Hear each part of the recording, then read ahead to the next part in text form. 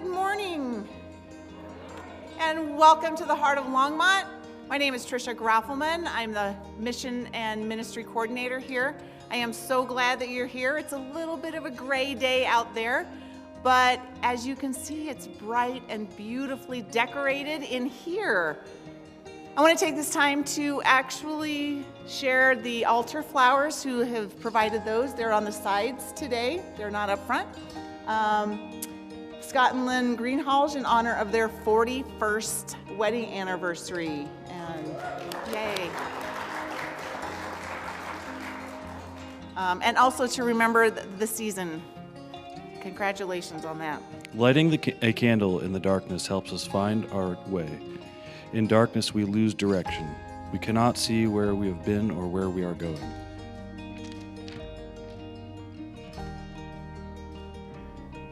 The Medoff family lit the first candle for hope. So we want to think about the kinds of things that we're hopeful for as we get ready for our Christmas season. What are you hopeful for? Presents. Presents. What else are people hopeful for? Our family. Hopeful for our family. Those chocolate coins you get in your stocking. Those are so good. Chocolate coin. Spending with your family. Spending time with his family. Perfect. In that region, there were shepherds living in the fields, keeping watch over their flock by night. Then an angel of the Lord stood before them, and the glory of the Lord shone around them, and they were terrified. But the angel said to them, "Do not be afraid, for see, I am bringing you good news of great joy for all the people."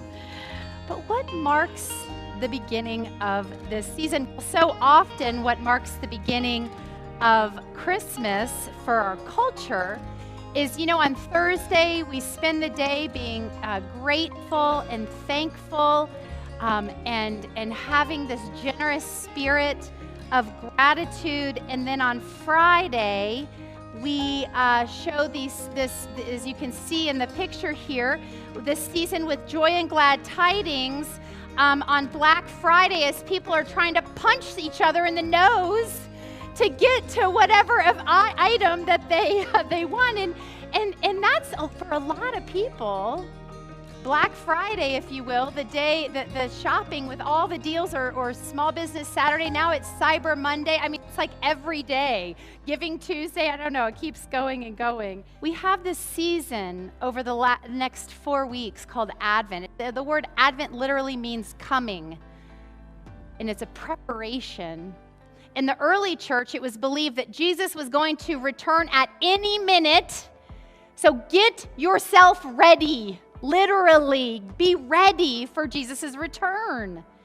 So that's the beginning of Advent, and now we have sort of turned it into the season where we prepare our hearts, actively prepare an active anticipation, preparation for the coming of the Christ child and what it means in our lives and in our world. This song is not an invitation. It's not saying, if you got a little time, you may want to consider finding a place to share a little bit about what you've heard. This song is an imperative. Go, it says. Go tell it on the mountain.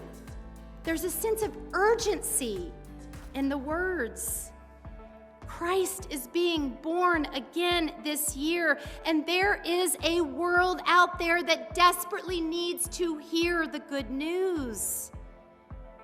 What was passed on to the shepherds, what was passed on to the slaves, what was passed on generation after generation is passed on to us. There is a birth taking place that brings with it life-changing promises if we are willing to let the message of hope, of joy, of peace, of faithfulness, of love settle into our hearts. And we are then called to go and tell it on the mountain. so that others may hear the good news and light might shine in the darkest places in the world. And as you go tell it. Go tell it with your lives.